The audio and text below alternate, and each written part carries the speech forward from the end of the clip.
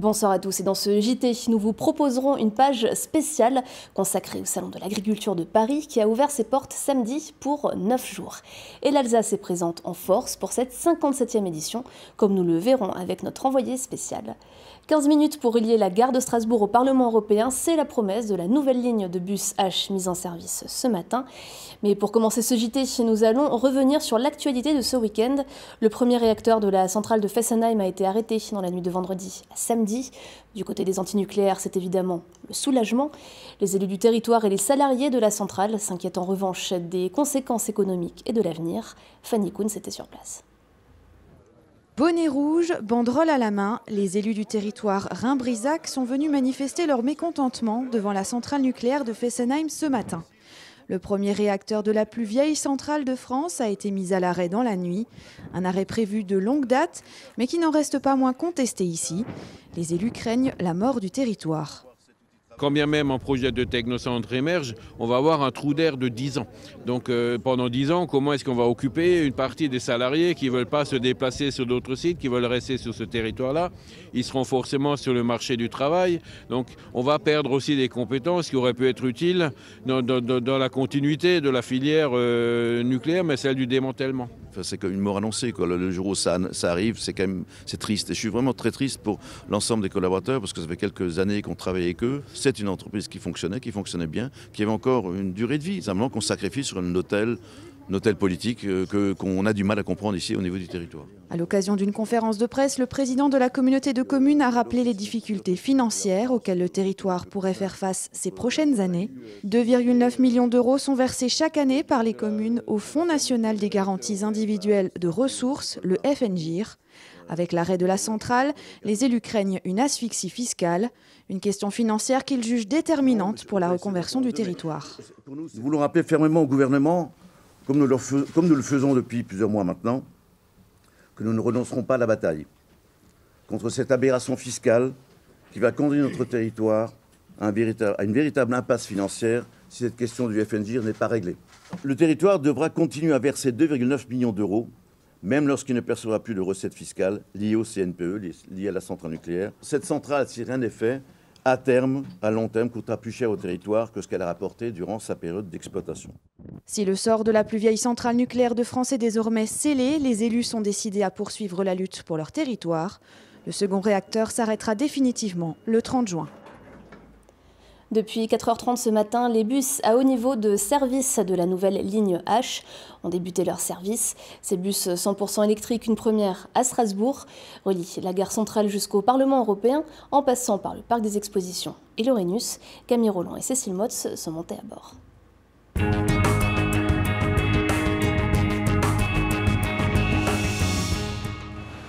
Ils sont verts, 100% électriques et depuis ce matin, ils ont rejoint la flotte des bus de la CTS. Les va-et-vient de ces 12 nouvelles recrues s'enchaînent entre la gare et le Parlement européen. Et conduire un bus à haut niveau de service de la nouvelle ligne H, ce n'est pas comme être au volant de n'importe quel véhicule. La principale nouveauté est visible aux arrêts. Le bus est équipé d'un système d'accostage. Des déplacements parfois en crabe et donc il faut faire un petit peu attention et justement porte-à-faux à l'arrière, le véhicule il chasse un peu, il faut vraiment regarder. L'utilisation est très simple, hein. Il y a juste l'accostage au niveau des arrêts, après il y a la prise en compte au niveau des feux rouges aussi.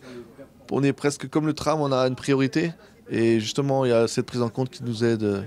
Pierre fait partie des 86 conducteurs de la compagnie de transport strasbourgeois formés. Ces bus de 12 mètres peuvent accueillir jusqu'à 95 usagers et ils suivent un parcours prioritaire.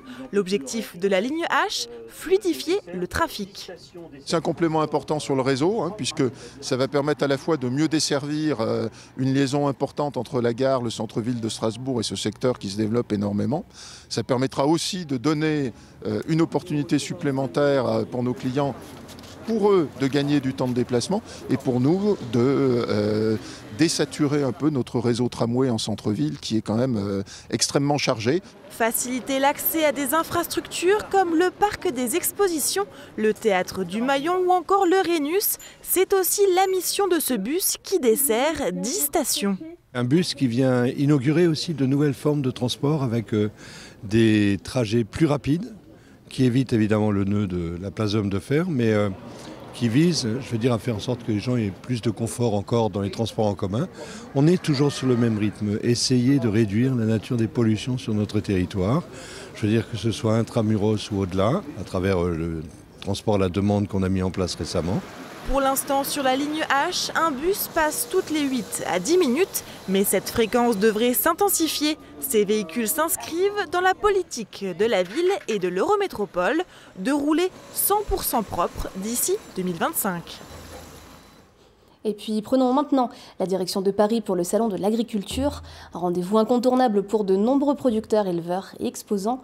Le salon a ouvert ses portes samedi matin et il devrait accueillir quelques 600 000 visiteurs d'ici dimanche. Et cette année, l'Alsace est venue en force, comme nous le montre Nora Boiriois.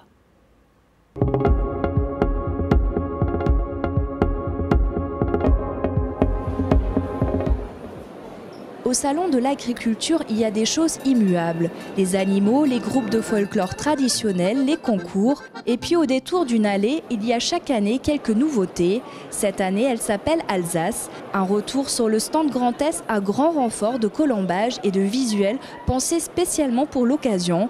De quoi aider les visiteurs à mieux identifier l'espace de vente réservé aux Bas-Rhin et aux Rhin. Vous avez remarqué justement ce changement de design sur les stands alsaciens ? Oui, on trouve ça beaucoup plus joli et beaucoup plus traditionnel. Ça ressemble beaucoup plus à l'Alsace et on aime beaucoup. Non, franchement, c'est très bien. Moi, ça fait plusieurs années que je viens. Et là, les stands, effectivement, rappellent avec les colombages et autres, vraiment l'Alsace. Ce qui différencie l'Alsace au milieu de la région Grand Est. J'avoue que j'ai pas trop remarqué.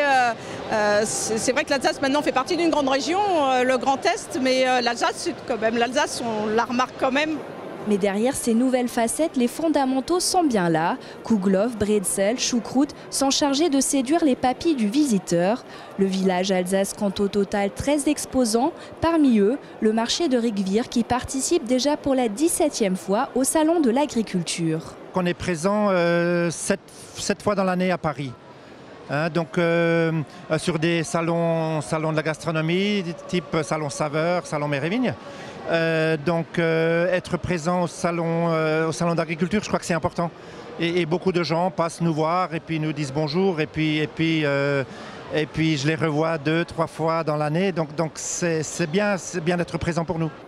La maison alsacienne de biscuiterie, présente depuis plus de 20 ans, peut compter aussi sur sa clientèle fidèle qui revient d'année en année. Pour elle, l'Alsace n'a jamais véritablement disparu du salon. Je pense que l'Alsace a toujours été présente, avec ou sans le Grand Est.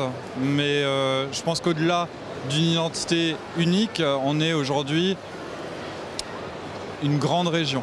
Donc nous, ça ne nous a jamais posé de problème.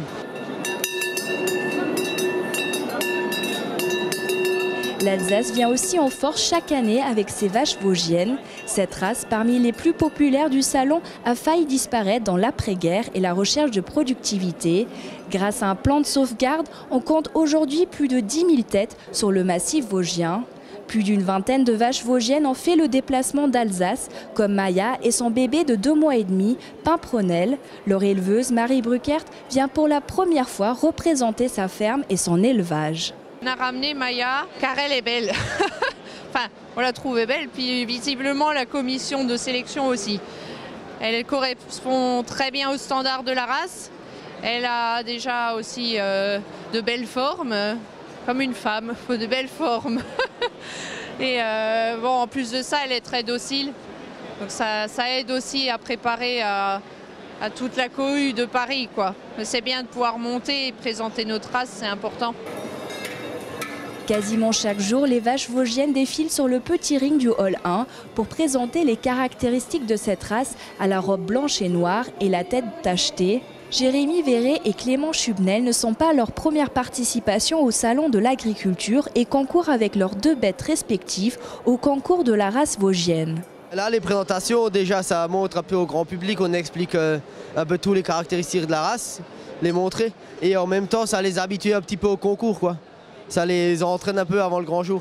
C'est une bête qui est mixte, donc qui donne du lait et de la viande, qui est rustique et c'est bien qu'ils voient qu'ils les voient là à Paris. Mais si un jour ils viennent en vacances, quoi que ce soit chez nous, que ce soit dans le Grand Est, dans les Vosges, dans l'Alsace, ils peuvent les retrouver voir leurs caractéristiques, quoi. Car attirer les visiteurs du salon en Alsace, c'est aussi l'objectif de cette opération, menée par les 2 conseils départementaux du Bas-Rhin et du Haut-Rhin et Alsace Destination Tourisme. C'est une première qu'un espace dédié à l'Alsace, Terre Alsace, se trouve dans le hall 4 du salon.